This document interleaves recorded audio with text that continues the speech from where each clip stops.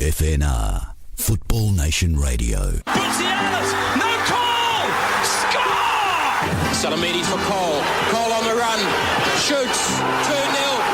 Lazanovsky with the free kick. Launches a rocket! Trimboli, what vision! Blasts. Yes! That's it! Miljevic. Beautiful ball! Here's Bozanic. They might have won it! The Pioneers with George Donikian and George Kotsanis on FNR, Football Nation Radio.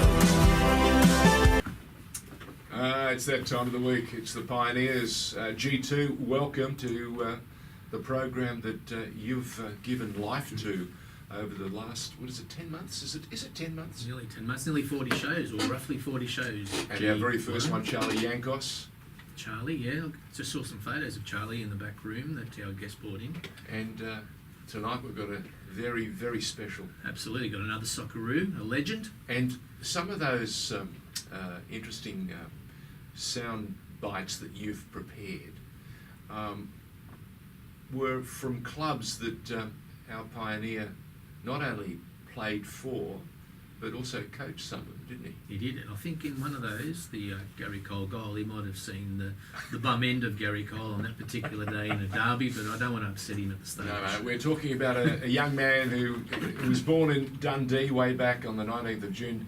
I think it was the Olympic year, 1956, was that about right? Wow, that's right, yeah. Played for his junior football at St Columbus, was it? St Columbus, yes. St Columbus. Signed for Dundee United as a youngster, but only managed one official appearance. Can't believe it. What went wrong, we'll find out in just a moment. Oh, some bad judges around. Moved on to, is it Farfer Athletic? Forfar, yes. Forfar. Four for this, four for that. Four for Athletic. And then 1976, August of 1976, somehow you made your way down under. A bit like Magellan before you, a bit like La Perouse before you, and a bit like James Cook. James Cook. You came to Australia. It's probably about the same time. Yeah, and your first football job, the Essendon Lions. Essendon Lions, yes. Well, G2, you better introduce him Welcome, because you're Kenny so Murphy. comfortable. Socceroo legend and South Melbourne and Melbourne, Croatia legend. Kenny Murphy, welcome to the studio. Thank you very much, thank you. Did you notch up 100 games for South Melbourne?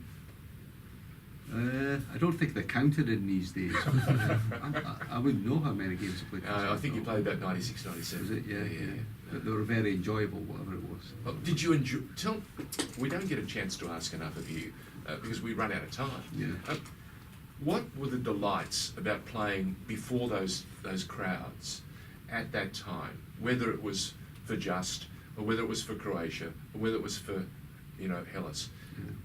What were the things that drove you? I know you're combative. I know you love the competition. But what made it special for those clubs, playing for them?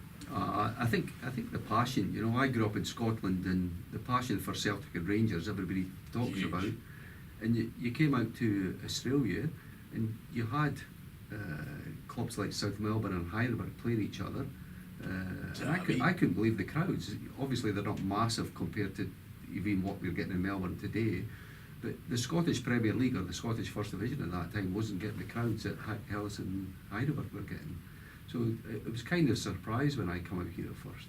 Actually, the very first day I arrived, there was a South Melbourne Footscray Alexander combination playing a visiting Greek team. Oh, of on course. that night. And they were looking to make some money. Yeah, I got taken along to the game. Wow, I was stunned at Olympic Park. It was a sellout at Olympic Park, which was probably 30,000 at the time, and they were climbing the fence to get in. I was going, wow, what's this? So this is amazing. Forfar Athletic was getting about, if they got 1,000, I think they were celebrating. And wow, this is amazing. So it was spectacular. It was really nice. And then Melbourne, it was Essendon Lions, Essendon Croatia, Melbourne Croatia. We would consistently get a couple of thousand people each week. And they were passionate. Oh, they were passionate. It's really fun, really good. Really Can they say in the same tone and in the same tempo, Ken Murphy? Yeah. Did you hear variations of the Ken Murphy? I don't think I ever got Ken. Oh, you never got Ken? It was just Murphy. Yeah. Or Murphy Blardy. Yeah. And actually, in Scotland, if you got called by your surname, it was kind of insulting. Whereas the Europeans make it as a compliment. So in Scotland, it's Kenny. Always Kenny, yeah. Always Kenny. Yeah. Oh, let G2, not GQ, but he is a bit of a gentleman. There he is. It's locked in. I'm going to make it GQ now. Georgie, why don't you take us back to the early days of We always Ken Murphy? ask our guests, Ken, the actual very first football memory. Can you recall, or do you recall? What, right from a kid? Yep, from a kid. From the get-go. There was a new club started, and I was playing for my school team. Everybody, that was a major sporting football competition in Dundee where I grew up. It was a schoolboy competition. I was playing for my school at the time, and I was picked 2 years ahead of the time, so I was a youngster there. And there was a new team going on in the Sunday leagues just starting, and called Dundee Boys, and everybody knew about them. They were every youngster wanted to be picked for them because they were brand new and they were picking all the better players. And when they come knocking at my door wanting to speak to my dad, it was like signing for Glasgow Celtic. It was unbelievable. How old were you? I think I was about 9-year-old at the time, 8 or 9-year-old. And just, well, I haven't asked this question, Celtic or Rangers? Listen, with a name like Murphy, my father's family were all Irish Catholics, so it was definitely Celtic. Just wanted to clarify that, because you later obviously spent some time playing against Rangers a few times, probably with the Socceroos. Yeah, a couple of times. Yeah, you would have enjoyed that. Yeah. Listen, I'm definitely not passionate about any of them. I grew up supporting Dundee, Okay. And so did my father. But all my father's brothers, he had 5 of them. They all supported Celtic, and they tried to get me to support Celtic. So they would take me and drive me through to Parkhead at some weekends, and would, I'll come with you. But it was always Dundee sort of thing. Fair enough. But, Celtic's a fantastic club. So is Rangers, but Celtic, I used to enjoy them. Yeah. So you got to Dundee Boys. That was the name of the team, Dundee Boys, and yeah. they sort of morphed into St Columba's. And again, they were the biggest club in Dundee. They picked up. We won the Scottish Cup as under 15s. We got beaten in the final against Celtic Boys, the Glasgow Celtic youth team, and as under 16s. So we had a great team. I think I was telling you earlier, 10 out of the 11 players who played in that team signed professional forms and played on. A couple of them went on to play for Scotland. David Derry and Graham Payne played for Scotland and that. So it was a fantastic team, really good. So that was a really enjoyable part of my life. And you ended up playing for the Socceroos. I know, yeah. Against a couple of them, so it was great. That's fantastic. We have to get there. We have to get to that story because George has just got you going now, rolling. We've got this Murphy ball rolling now. So how old were you when you got to Dundee United? I signed schoolboys forms, so I was still at school. So I think it was after we won the Scottish Cup under 15. So I think it was 15-year-old when I signed for Dundee United. Okay. Which was great. They were paying me a bit of money, a lot of money days. I think it was about £3, just for nothing. But again, that's relative because that £3 would have represented a fair bit of money. I think it was more than what my father was earning. Not quite, but he would have got excited. It seemed a lot. At the time, what did your father and your mother make of? And by the way, family, brothers, sisters. I've got 5 brothers and a sister. So how competitive was it in the Murphy household? Well, I was the oldest boy, so they were all younger at the time. Yeah, so I think so. My sister was older, but. I think my father was quite obvious. They were dead proud. They were chuffed, and it's like signing for, say, Collingwood in Melbourne. It's big time. It was big time. So you could walk down the street and everybody's pointing a finger at you. It was good. Yeah, it's great. Such a celebrity as a teenager. Definitely. Kenny, yeah. it's Kenny. Kenny. Yeah. It was always Kenny. Always. My hero's King Kenny Dalglish by far. Fantastic. So we had a King Kenny here last week. Kenny Taylor, yeah. He was a fantastic player as well, yeah. Would have been some good stories between you guys. So tell us about your time at Dundee United. What are your memories of it? Just in awe. You go down there and you don't know what to think. Wow, this is fantastic. So I was still at school, but you were expected during the school holidays to go and join in. And everyone trained together. You trained with the first team, the reserves, and all the people that come there. You all went together, but they broke away after a while, but everybody warmed up, and sometimes it was intermingled, so you were playing with the first team boys as well. which was just fantastic. And you were introduced, you were like one of the superstars coming through. This is a future superstar. So they pumped you up. That was good. Yeah, really good. And at that time, Dundee United was one of the new progressive clubs that were coming through. Jim McLean had just taken over them, and anybody who knows Scottish soccer, Jim McLean went on to become a real legend in British football, I think. Alex Ferguson was coaching Aberdeen at the time, and they were the new firm, the old firm, Celtic and Rangers, and Aberdeen and Dundee United were starting to challenge them. So to be part of that was quite exciting at the time, really. Who were your heroes in those days? Anybody who played for Scotland was my hero. But Kenny Dalglish was at Celtic at the time, and I remember one time playing Dundee United reserves. I was in the reserves playing Celtic reserves on a Wednesday night and had a capacity crowd because Kenny Dalglish was in the reserves and had come through to play a game. I think he'd come back from injury or something like that. So we got a bigger crowd at the reserve games than what they were getting at the first team games that night. It was fantastic. He's a special individual, that young Kenny. Oh yeah, definitely. Yeah. It didn't work out in terms of a fully fledged career at Dundee United. No. Why do you think that's, other than obviously you didn't rate the coach's opinion? You can't fault the coach. If you look at Jim McLean's record, he went on to do extremely well with Dundee United. Fantastic player. How did it not work out? I'm not sure. I blame my wife, actually. I met this young girl. When you were married at 14? I was going out with my wife now. I was going out with her. I met her at that time, and I was probably 17 when I met my wife. And I think I was more interested in going meeting her after training than what was staying back and putting a big effort in. Fair enough too. So I love that part. So you found yourself at Forfar? Is that? What happened at the end of I got re-signed when I left school. I got signed professional forms, and I did one time. I got re-signed again for it, and then they decided I wasn't going to break into the first team. I played a few first games pre-season, the pre-season competition. I can't remember what they called it now, but I played a number of, I was on the fringe a little bit, but only got that one league game. And at some stage, is this pre-Linda or after Linda? Listen, I can't remember life pre-Linda. It's called crossover, Joe. Linda's been around for us. His wife will want to know. She wants a mention, by the way. That's why I mentioned it. But they just decided that there was other youngsters coming up that looked as though they were going to overtake me, so they just say, we're not going to renew your contract. So when you get released from Dundee United was a big club, you get lots of offers or lots of sniffs at least, and I chose Forfar. They were a second division club at the side. Was it semi-pro? Was it as a pro?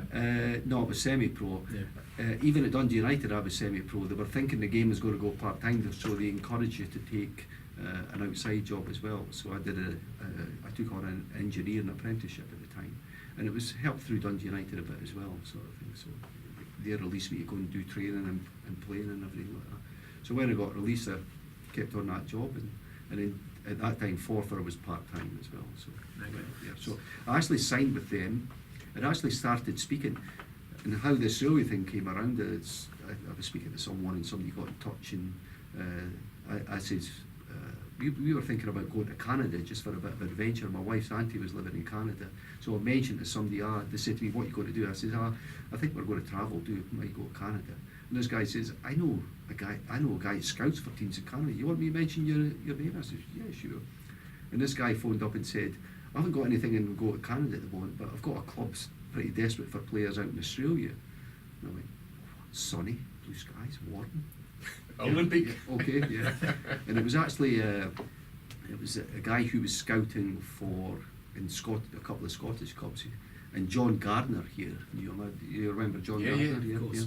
And he was playing for Essendon Lions, Croatia at the time. And he got us touch and said, listen, we're looking for some players if you know anybody. So it just happened to fall into place. And I just thought, wow, Australia, that'd be fantastic to go out there for a little while. They offered me a 3-month contract to go out there to Australia. And I went, yeah, no problems. And I couldn't believe that they would pay me. They wanted me to go out, and I said, I'm married. They went, get out of here, you. I was only 19 years old. Get out of here, you. You're not married. You want to bring your girlfriend? No, I can't do that. Oh, it's I said, well, I'm not Linda. Yeah, So I've got to bring her or else. Yeah, I know, yeah. I said, well, I'm not coming unless my wife comes as well. So waited a few weeks, and they came back and said, okay, we'll do it. Bang, we're out. So you come for 3 months, and I come for 42 the- years later, you're still around. Still here, yeah. Yeah. How fantastic. Yeah. What did Linda make of it? Well, Linda was the one that wanted to travel, so she would have done anything at the time. She was just wanting some adventure, thought it was good. I don't know what was thinking. Was she disappointed there were no kangaroos running around? No, she liked the sunshine, don't worry. She liked the beach and the sunshine. We were quite happy. And so it was Essendon Lions, but it was the Croatians. The Croatians had bought over the Ukrainian club to get back. The Croatians had been kicked out of the league, if you remember. You remember it? Yes, I do. And this was their way of getting back into the league. They took over Essendon Lions and slowly morphed back into Melbourne Knights, Melbourne Croatia. And so we came out to the Croatians, and they were fantastic. They looked after us, magnificent. Put us up in the flat, paid all the Did Linda bills. learn any of the dishes, or she didn't have to cook in those days? She still can't cook. Oh! That'll get back. I know. She's probably listening. Okay. So, First memory of Melbourne, Croatia. Where were they playing at the time? At Olympic Park? Was it home? no, they were playing in Essendon. They were playing at Montgomery Park. Yeah. Okay. Yeah, a little small place. So we played at Montgomery Park for one season, Yeah. and then we moved to Olympic Park, which was fantastic. At the time, Olympic Park was, a Premier League. They weren't Premier League; it was State League. State League. Yeah. By far the best facility. It was a great facility, fantastic. For 5 years we played at Olympic Park, fantastic. Yeah, fair enough. And the most memorable contests in those early days, who were the teams you were looking forward to playing? Preston, big time. Big time, huh? Yeah. No. Preston You Macedonia didn't even versus balk. Melbourne Croatia were fantastic. You didn't even balk. You went straight to Preston. Preston had as big a following, if not slightly bigger than Melbourne Croatia at the time. So we'd fill. You'd get 7,000 or 8,000 at Olympic Park, and BT Corner Reserve was jam packed. It was a great atmosphere. It was great. And 7,000 or 8,000 is not fantastic numbers, but the size of the grounds, remember, it was. That's right. It was great. That's right. It was good. And the passion. And the passion, the chanting. It was, hey, this will do me. This is good. Yeah. Some of the favourite players you played with in your time those at early Croatia? At Croatia. It was star-studded. You'd have to name the team. Okay. It was just great. I think John Gardiner was fantastic. John Gardiner was like a player coach, and he came and went, but as a mentor for the rest of the players, and he held us together, kept us social. He was fantastic. He was really great. So even as a player, he was working and thinking as a coach and a leader. Yes, definitely. Okay. He was at the end of his career. I don't think I've ever seen him at his best, because people used to say, John Gardiner, when he was with George Cross, he was a super player. So I don't think I've seen him at his best. And he left us at one stage and went to South Melbourne Hellas for a very short period, never quite hit. I think he'd been away on holiday, drunk too much beer and came back. It came at a bad time for him. So he came back again to Croatia. But he was the leader by far. He was fantastic. But if you go through the players, it's hard to pick anyone out. Tommy Cummins was kind of the superstar. Everybody loved Tommy, the small guy with small legs that could run faster than anybody. It was just, and he could just couldn't get the ball off him. He was great. But there were so many good players coming through Croatia. The whole team was fantastic. Different types of players. Howard Andrews, Alan Kerr, George McMillan was there at the time. Grant Smart, Keith Adams, Blaz in the goals, Jakubanovic in the goals.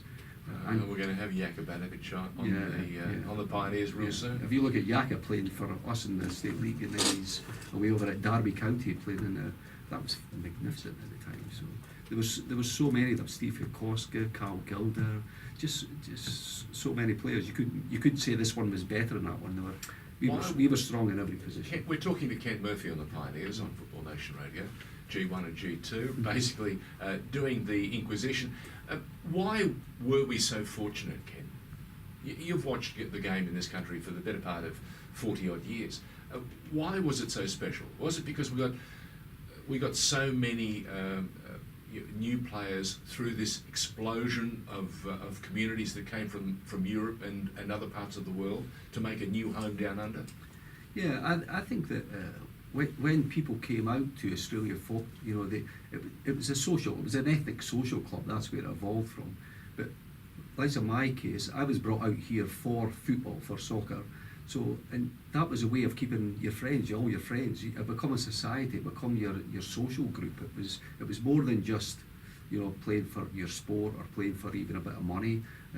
It was your social environment. It was your life. Yeah, it was. It was really very social. It was great. It was good. And I think because it was the ethnic social clubs, they came down. They were very passionate about their club, but then they went back and socialised as well. So you weren't just talking to the guys; you were talking to their family, the supporters. You were talking to their family as well. So I think that's why it kept it so close.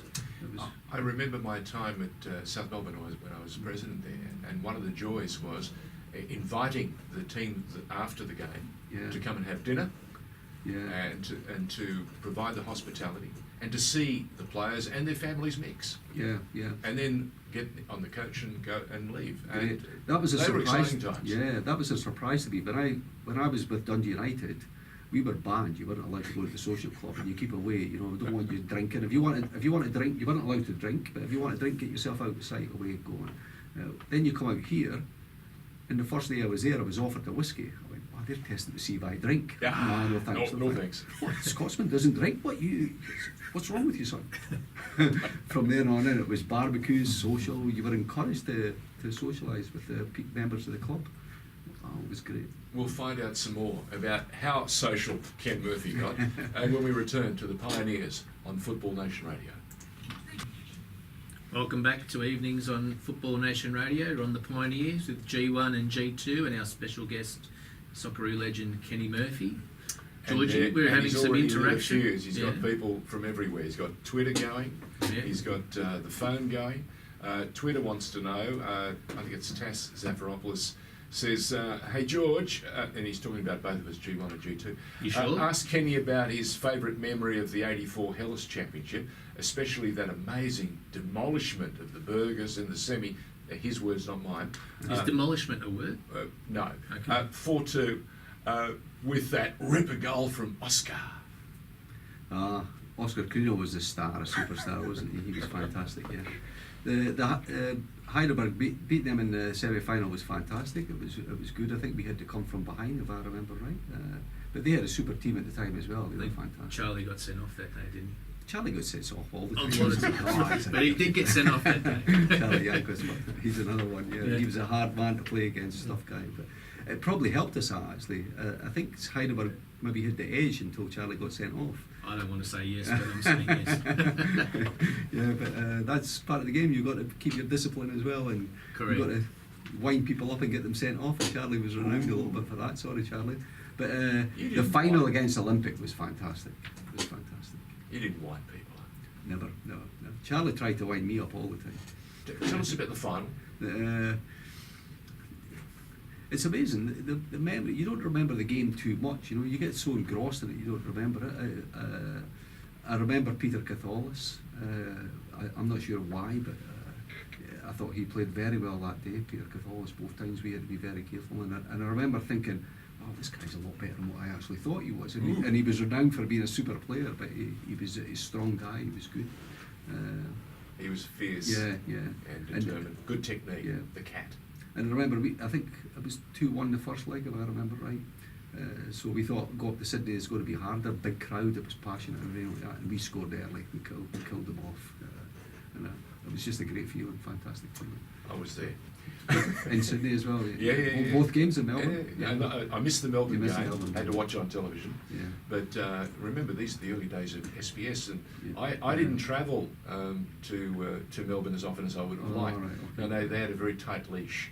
Yeah. They wanted me on the news desk most days of the week. Yeah, that's right, I remember. He's so strong and so vibrant. He's decided I've got to call in. And Tom, well done. Thank you for that. You put a huge smile on King Kenny's face, and that will please Linda because he'll go home pumped, excited, and an opportunity to reminisce. It's fantastic. Absolutely. While we're reminiscing, how did you get from Melbourne, Croatia to South Melbourne? Yeah, how does an honorary Croatian cross the city? I think at that time there was still transfer fees at that time, and I think Croatia money. maybe sort of think, I can make a few bob here. Rale Rasic had just taken over the South Melbourne, and he was looking to build some sort of superb team, and fortunately my name got brought up. But I think the lucky break was Lenny McHenry had been coaching Croatia for a short period, and he left and went to Heidelberg, and he asked me to come along with him. So I was actually going to go to Heidelberg. So actually a good story, I remember it. And it kind of stalled for, I can't even remember why it stalled. And then Rale Rasic got involved and come up, and Jack Riley was his assistant at the time, the two of them. And they actually went on to, they arranged to meet me and then called Linda and tried to talk Linda around, saying that you've got to come to South Melbourne. This is like it's like trying to sign for Liverpool or Brighton and Hove Albion. They've got to come here, sort of thing. So I was, I told Lenny McHenry I was going to talk to Raleigh South Melbourne as well. At the time, he got a little bit miffed. And the story in the paper was that when I went to South Melbourne, it was probably good because a young promising player was coming through at Heidelberg, and this will give him an opportunity, and it was Charlie Yankos. I remember reading it and going, what? They're absolutely happy I never went there. And Charlie, I think Charlie got his break. I think he started playing left midfield, and look, he went on to become an absolute superstar. Left back, he replaced Jimmy Tansey for a short period. and He that's went when on he to got become a his break. superstar. So I think Heidelberg done quite well not signing me and letting me go to South. So, and at that time, I think Rale Rasic signed the whole new team up there that season. So, Dougie Brown and Charlie Egan and I think that was just after me. I think they come just after me. But So I remember what the was players. Middle Park? Oscar joined. What was Middle Park like? Middle Park was beautiful. It was a little boutique stadium. It was as good as anything around. You know, it wasn't the grandeur of Olympic Park where Croatia was playing, but it was a little boutique stadium. The surface was fantastic. The size was great for the crowds that we got. Had a nice little grandstand there. It was a beautiful little place. Yeah. And they were a professional club. You know, Melbourne Knights was a fantastic family club, but going to South Melbourne was like going back to Dundee United. It was run like a professional organisation, definitely. Not as family, not as welcoming probably, but definitely a professional club. Tell me about Rale Rasic. Hey, Raleigh was a character. I couldn't believe him. We couldn't train. He wanted to talk all the time. He liked to talk and tell you about everything. He was good, but he had very high standards. He wanted everything elevated to the highest possible standards. Unfortunately, he never lasted too long. He lasted half a season there, so I never got to know him too well. So he did the first half of the season, and Jack Riley finished it off. No, they brought Lenny McHenry in. Okay, that was that time. Yeah. Okay. So if you'd gone to Heidelberg, you would have been in trouble. I think Charlie Yankos would have kept me out of the team, yeah. No. McHenry went. McHenry went afterwards, yeah.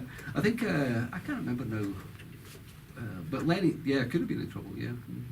Lenny was coaching Green Gully at the time. He'd left, I can't remember what happened.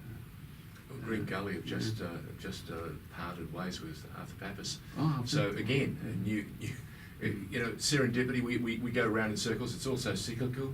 In those days, they were very combative sides. They're still combative sides. Still very much so, yeah.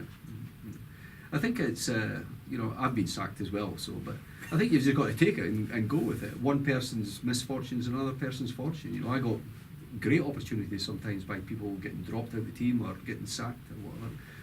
You've just got to grin and bear it and move on, and hopefully you survive. As they say, there's only two types of coaches: sacked coaches and those that are about to be sacked. So, what did Raleigh ask of you to play?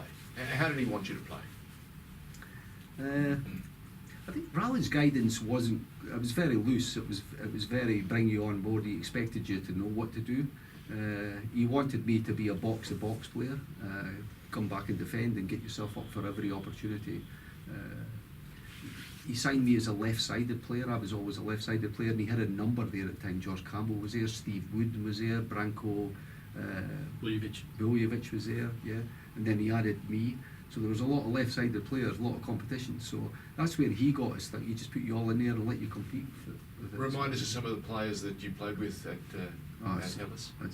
We had a superb team there. You know, to win the championship in '84, I think we had a strong player in every team. Peter Lomans in the goal. Stevie Blair was a fantastic centre. I loved Lomans as a keeper. Yeah, very much fitted the mould and the style of man and the style of keeper. John Eisendorn, Bobby Russell, Alan Davidson, Oscar Credo, Carl Halford, Dougie Brown and Charlie Egan. It was strong in every position. And a joy to watch. That was the other thing too. And even some of the young boys, John Canasoulis was coming through. I rated John Arthur Xantopoulos. There was a lot of a lot of the fringe players happened to be the Greek guys that were kind of unfortunate. It was always hard for them to get the team, but some of them were very good players. Arthur Zontopoulos especially was a very good player. Yeah. Chris Kalafatidis was another very good player. He was unfortunate, he injured his knee early on as a youngster. I thought he was a super left-sided player, good player. So. Well, that move actually was a great move for you because it actually got you into the Socceroo lineup. I actually trained with the Socceroos when I was with Melbourne, Croatia in the State League under Les? No, I went. Les took us to Singapore for the Merlion Trophy.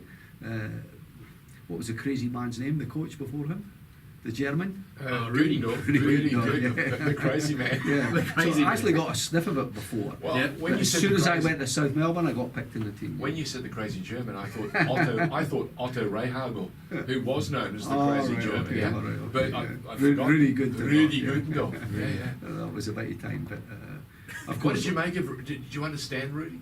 Because a lot of players. Nah, he was erratic. It was really Raul Blanco that was coaching the team when he Rudi was a quality man. Yeah. Raul was doing all the work sort of thing, and Rudi was going around ranting and raving and shouting at everybody sort of thing. So, and then that was only for a short period. But the first time I went, it was with Les Scheinflick. We went to the Merlion Trophy in Singapore, which was very good as well. That was a great. We were away for 4 weeks. It seemed like an eternity. I would imagine as part-timers All that that- was a long yeah, time it was away. a long- How did you get that special dispensation from work? I've been fortunate with the work. The times where I was working, when I was playing soccer, I was fortunate. They all helped me. Yeah. So. They understood. Yeah. And what did I think Linda they say for encouraged 4 it. You know. weeks? I won't tell you in public. Okay, we just move on the program. Yeah. What any wife would say to her husband that's Correct. away for 4 weeks playing soccer. Yeah, right. So you got to play against England in '83. You got in the England series when they toured here. That was my official debut. First A international. Under Frank Arok. Yeah. How did you enjoy your time under Frank? I thought Frank Arok was fantastic. He was a pure gentleman. He was crazy. It was all an act. Away from the pitch, he was an educated, clever man who could speak very rationally to you.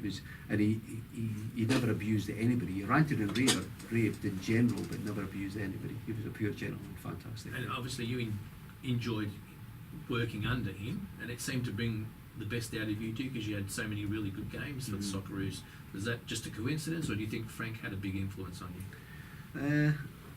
I'm not sure whether he had an influence on me, and I'm not sure whether it was deliberate, but he moved me from out wide into the middle, and I think that at that time it suited me, sort of thing. You know, I think I used to love my games. I believe I played a few good games for Victoria as a wide left attacking player, but Frank Arok was the first one that moved me into the middle, and I felt very uncomfortable, but it seemed to suit me at the time. It seemed to suit what I was doing and what he wanted.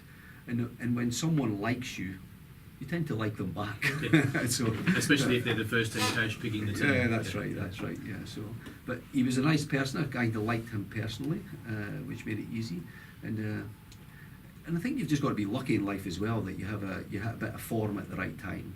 And maybe that's what happened to me as well. And then sitting in that gave me a bit of freedom. I could go any place I wanted, and the running game suited me instead of being a deliberate, wide having to do a certain role. I could do whatever I wanted, and it seemed to suit me at that point in time. And then I'd go back to play for South Melbourne and be out wide on the left again. And people used to say, "Why don't you do the same what you do for Australia?" But in Australia, I had a free roam. I could do what I want. I could defend, attack, go right, go left, anything I wanted. It was just different at the time, and it seemed to fit because I was the runner. Oscar Crino wasn't so much of a runner. Zarko Jakov wasn't so much of a runner. Peter Katholis wasn't so much of a runner. Joe Watson wasn't so much of a runner. So I could do whatever I wanted, wherever I wanted, and that's pretty nice as a player. Special plug-in player who can go anywhere and everywhere. Yeah, kind That's of. fantastic. Yeah. We're talking to King Ken Murphy, and we're talking about his playing days. How much of all these coaches that coached you have you absorbed and allowed you to morph into the coach that you are even today? There's no doubt you take a bit from everyone you do. The biggest influence in the early days was definitely John Gardiner. He was the first one that I noticed that was actually thinking about what the team should do. I thought, oh wow, that's good. We actually tried things at training to do on the park, and where well done. I thought he was good. I believe he took a bit off Lenny McHenry. I'm not sure, because afterwards when we got Lenny McHenry, it was kind of similar. But Lenny McHenry was extremely structured. Every training session, he didn't care whether you were bored. You're not here for excitement. You're here to work and learn and get it done. And it was kind of boring, but I'm telling you now, it was good. It was work. So, and when I started coaching, I definitely took bits of that with me as well. Because under pressure, you did exactly what you were supposed to do. Yeah, and you made it very clear. Nobody could come off the park saying I never knew what was expected of me. So, and I quite enjoyed that. I quite liked that. But then later on as well, Frank Arok again had a different way. He was more of a motivator, gives you a bit of freedom to express yourself and that. And I think that's important as well. And then you mentioned him earlier on. One of the big guys who, when I started coaching, Ron Smith was pretty outstanding as well. And people compliment him all the time that he deserves it. He's gone on to do his doctorate as well. And I think he was a doctor at the time when I met him. He was fantastic as well. Very clever man, very educated person. Yeah, so. Just touching back on the Socceroos, in that period that you were there, you had some highlights in terms of teams touring here. A lot of club teams toured. Yeah. Man United, Juventus, Yeah. Rangers again, and then you went on a European tour. Yeah. Pretty much playing against the Arsenals and the Forests of the world again. What was a highlight of? Was there a highlight during that period before you got to those World Cup qualifiers? Just personally, before the World Cup qualifiers. I think, to say to people now, I still say it now, all these years later, I'm in the 60s now, and you say, yeah, I played against Man United, I played against Juventus of Italy, played Vasco da Gama, Brazil, Tottenham Hotspur. They look at you as, bullshit, at the time it was spectacular. That's quite a good resume, it was really, really good. So it was kind of, what is a highlight? Was a river a low light?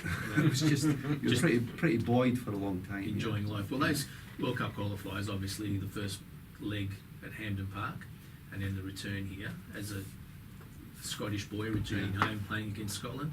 Take us through your feelings or what you felt leading up perhaps to the game, and then on the night, especially at Hampden. And more importantly, did your parents speak to you? That's exactly what I was thinking when George there was mentioning it. The highlight by far, leading up to it, people say, what was it like playing against Scotland? It was no difference from playing against England or anybody. I just wanted to beat them. The thought of doing poorly was horrible. I just hope that things go well for us, because no matter how good you are, you could have a bad night and things go bad. Just you're going ask to Frank Mahaffey. Yeah. Things could go bad. So that was a little bit. It was more of a fear than the enjoyment in the lead up. I hope things don't go bad here. I wasn't even overly excited about having to play Scotland initially when I heard it. I was disappointed that we never made the World Cup on our own right, sort of thing, a little bit. I couldn't believe it. I was more interested about getting to the World Cup than what I was playing against Scotland. But in the lead up, I started getting a little bit concerned that things might go bad and we embarrass ourselves a little bit because it was big. And then as I got going, there was a massive publicity around the Scots guys playing for Australia against Scotland. So we were in the limelight, and it dragged my family into it. And to get my family, my mother and father, was absolutely fantastic. I enjoyed that. So who did your father support that night? My father was my biggest supporter all my life. He didn't matter who you were playing, he would have supported me. So you're supporting Australia? It was great. One of my brothers come through and set up the grandstand with an Australian tracksuit I'd given him the year before. Fantastic. Yeah, so he said there was only one there, and there were all these mental people sitting there. He said, I never realised Scottish people were so mental. They were giving but he had his Australian. They were all supporting me by far. It was great. And the TV came up and interviewed my parents at their house, just a government council house sort of thing. So it was a highlight of that for them as well. So that was a big enjoyment. To see them getting so much enjoyment out of it as well was fantastic. And then we done quite well. The highlight, you should have heard the Scottish national anthem. They played the Australian one with a small pipe band, and bang, I think it was 100 pipers came out playing the Scottish national anthem. It blew me away. I went, oh shit. And then some of the songs the spectators sung during the game, you couldn't help but hear it. They're pretty funny, they're pretty amusing. I'm not sure whether we could repeat some of the language on air here. We won't do that off air, just in case. No. We're talking to quite fun and quite Ken Murphy about time playing for the Socceroos and playing against Scotland in Scotland. Mm-hmm. I'm reminded that your father not only encouraged you, he assisted you, he pushed you to succeed at every opportunity, and he supported you in any way he could, and you've just shown us yet again how far he was prepared to go to support his son Ken. Yeah. Kenny. You probably don't realise it at the time when you're young. He was a bit of a pest. He was always there. But when you look back, he was obviously excited and proud as well. But when I signed for Dundee United, going back, we used to travel throughout Scotland. My father was just a standard working class man. It would have been big. He followed me every place. He'd drive the car behind the team bus through to Ayr, and he was definitely proud. And he never criticised as well. He always tried to say, "Oh, you should have took him on," but it was never a criticism. It was always an encouragement. So. That second leg in Melbourne, you had a cracking game. Thank you. Yeah, you did. Yeah. That's not even up for discussion. We outplayed them for a greater part of that game. Yeah, Jim Leighton was a problem. Jim Leighton had his best game of his career. Best ever. Right? Good keeper, though, eh? Pooh. He was a good keeper, Yeah. but he had his standout He had a blinder. Yeah. game. But how did you feel during the game, as it was happening? What were your thoughts about getting at least extra time, perhaps, or pulling a goal back? What were you thinking during the game? Should we have watered the pitch? You know what? Again, the amount of times people say, "What was the crowd like?" I never heard the crowd. What was the game like? I can't remember. I really can't. You're just so focused on trying to do things. Concentration. I would have loved to have beat Scotland. 1-0, it didn't matter if we got beat. Kind of, I just wanted to beat them. I wanted to win. The atmosphere of that game was fantastic. The support for Australia. You know, I was worried that you get there, there'd be lots of Scottish people cheering on Scotland, which of course there was. There was, yeah. But there was more Australian people supporting Australia. I was a gobsmacked. I was proud. I felt great about that. I just loved the idea that there were people came out and supported us. I thought that was great. So for not to win because of that, I was disappointed. I was disappointed with a 0-0 draw. Yeah. Pretty stupid, pretty naive at the time. Maybe when you look back, you go, "Come on." I think Scotland was still a very good side. Had some very beautiful strong players, side, very fantastic strong, yeah. players. But I was disappointed when we could only draw with them. I was really good, you know. So I had the feeling during the game that we were doing well, but that's about it. You don't really analyse it. Sometimes I've come off the park thinking, "Wow, I played good today," and Laurie Swabber, Peter Desira used to give you 5 out of 10. You just go, "What?" And another time you thought you played pretty ordinary and you got 8 or 9. You went, "Wow." So I think you're so involved in your game, it's hard to analyse your own game or know what's happening. What was the feeling after the game or the next day? Do you remember the feeling? We went in the dressing room. The dressing room was despondent, definitely. It was down. I can't quite remember, but again, it was only part time. I went away home. I went out to a party that night with different people away from the club. You would just went on your own thing. And when I got to that party with good friends of ours, George and Norma Train, they put on a party, and wow, I walked in. You were like this superstar, this hero. They'd all been to the game. It was, and they were going, "You guys were fantastic." And I did. Even to this day, I still got a lot of compliments about my game that day. I'm still living the legend of that game. One game of my life, people remember it. A lot of people still comment. Yeah, more than one game, but that was Yeah. certainly a good But one. everybody's going, "You were the best man in the park. You were fantastic." And again, Charlie Yankos got the best man in the park that night. He got voted. I think he got $2,000 or $3,000 per friend. Good on you, Charlie. Money goes to money. You've got to remember who was handing out the awards. Charlie does it. Charlie was a great player for us. He was fantastic, super. You And see, there are some people when they play, the way they play, their actions resonate. Yeah, a little bit more than someone who's industrious, Yeah, is that's going right. everywhere and being the plug-in for every great move. Yeah. We had the same at That's the problem. South Melbourne. Carl Halford did that. Carl Halford played some fantastic And he never games got for the us, credit. and he never got a mention. Never got a credit. Whereas Oscar Credo was very elegant and beautiful to watch, and people would comment on him all the time. And Charlie was the same. One pass and you'd go, Yeah. "Did you see Crino?" Yeah, but that's and know, they deserve exactly it. right. Charlie Yankos was the same. He was this strong, tough guy, but he was elegant at the back. He just intercepted everything and read it. So Yeah, he his deserves all the accolades. his reading of the game was Yeah, he outstanding. deserves all the accolades. I think what we forget in the modern defenders, we don't see really great readers of the game. I think some of the great defenders of the past, whether they were playing for Italy, whether they were playing for Spain, whether they were playing for England or for Germany, Beckenbauer never looked like he had a misstep. I played against him as well. He played for New York Cosmos, and I played for Victoria against him. And I clearly remember thinking, You I'm were going the to make... Kaiser. Yeah. King Kenny v. the Kaiser. Yeah. I remember thinking, I'm going to hit this guy. I'm going to make a name for myself and get him. I couldn't get near him. I couldn't. He was so... If you went and pressed him, he just laid off and moved. If you never pressed him, he'd run through the middle and burst into midfield. I remember going, wow. I don't think I tackled him all night. And Well, that was Kenny, my aim. I first saw the emergence of young Franz Beckenbauer in 1966. And it was black and white television. It was the first time the ABC was showing the World Cup Down Under. And we were watching the emergence of this young player. Beckenbauer, We yeah. saw it this year in Russia with a crop of different young players. Yeah. But in 1966, It was Beckenbauer. it was Franz Beckenbauer. Fantastic. He wasn't yeah. the Kaiser, and he was playing this new position Libero. called the sweeper. Libero. Yeah. Libero, Yeah. He was very elegant. He played the game a bit like Oscar Credo. He did the same. I used to go and run at people, and you'd crouch down low and get in.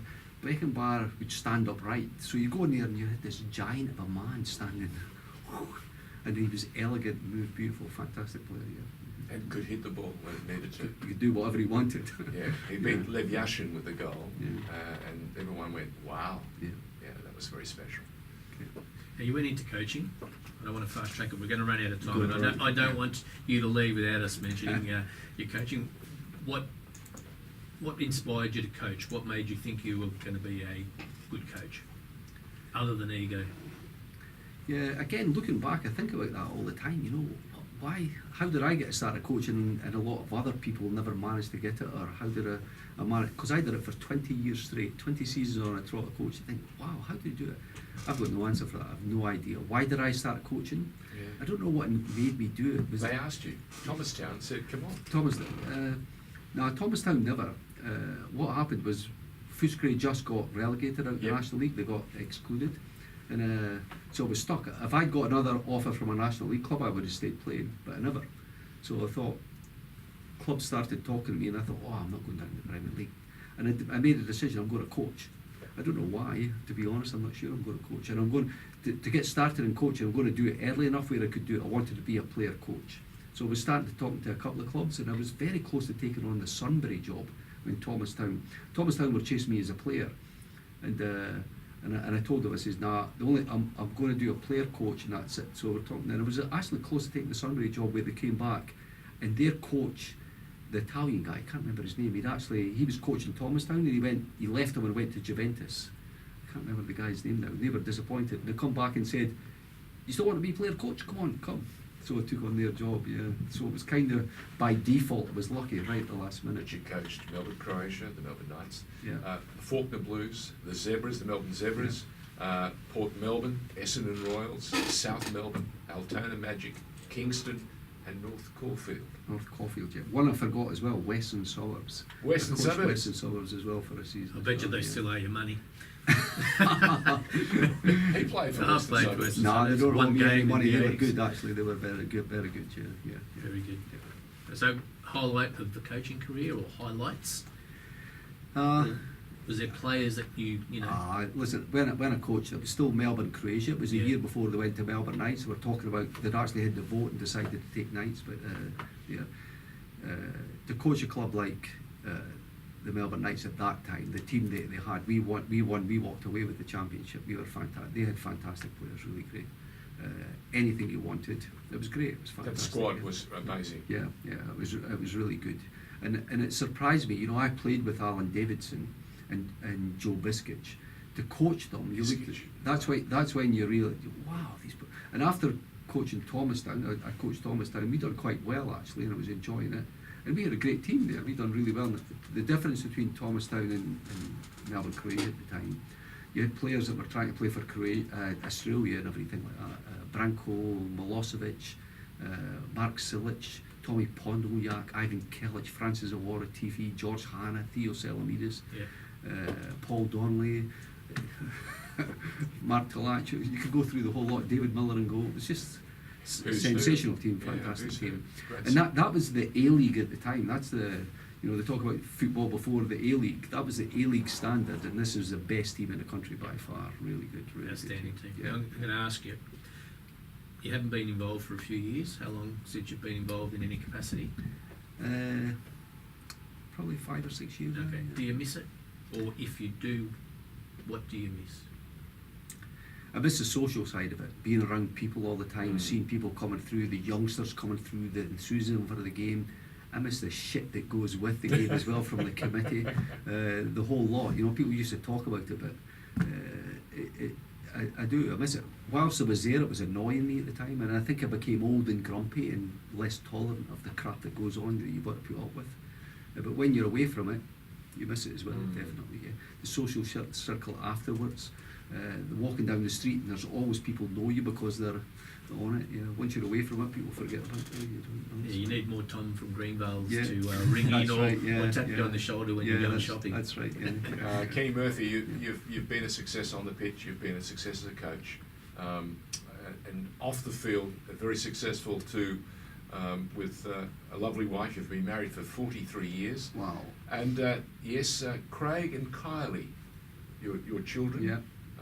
Successful in their own right, doing some wonderful stuff. They are. You'd be very proud of them too. They are. My son transferred with work up to the Gold Coast, so he lives up in the Gold Coast. He's married. He's got a grandson that's 5-year-old. Fantastic, beautiful. And name? Left-sided player or right-sided player? Yeah. Craig was a right-sided midfielder. He played for Faulkner when they got to the grand final against Preston that time, so he had a nice time. I was fortunate enough and unfortunate enough to coach him. He come through the soccer. It's pressure. Yeah, it's pressure. I never realised that even when he played well, you'd have people screaming at you to take your son off his crap, sort of thing. Yeah, but he done very well, and he got the grand final under Joe Biskich at Faulkner at that time. So he done well in his own right. Unfortunately, with a few injuries, he had a knee reconstruction as a youngster. That doesn't help. A few injuries doesn't matter. But he's away, he's doing his own thing and doing very well as well. And your daughter? And my daughter's done well in life. She's happily married with a couple of daughters, could be grandkids. So that's the joy of my life at the moment. You've got grandsons and granddaughters. Yeah, that's fantastic. Yeah. So things are going very well for them. Well, Ken Murphy, you've been blessed both on and off the field, and we've been blessed by having you in the studio. Thank you for joining us on the Pioneers, and thank you for helping G1 and G2 have another memorable episode of the Pioneers. Thank you very much. It's a fantastic pleasure. It's good to be back in the soccer circle again. Welcome back, and thank you for coming on the show. Thank you very much. Thank you. Well done. Thank you very much. Brilliant. Great, yeah. Good on. One senior, fantastic stuff. Thank you. Lovely. Cheers, Bob. Thank you. FNR, Football Nation Radio. Butzianis, no call! Score! Salamidi for Cole. Cole on the run. Shoots. 2-0. Lazanovsky with the free kick. Launches a rocket! Trimboli, what vision! Blasts. Yes! That's it! Miljevic. Here's Bozanic. They haven't! They might have won it! The Pioneers with George Donikian and George Kotzanis on FNR, Football Nation Radio.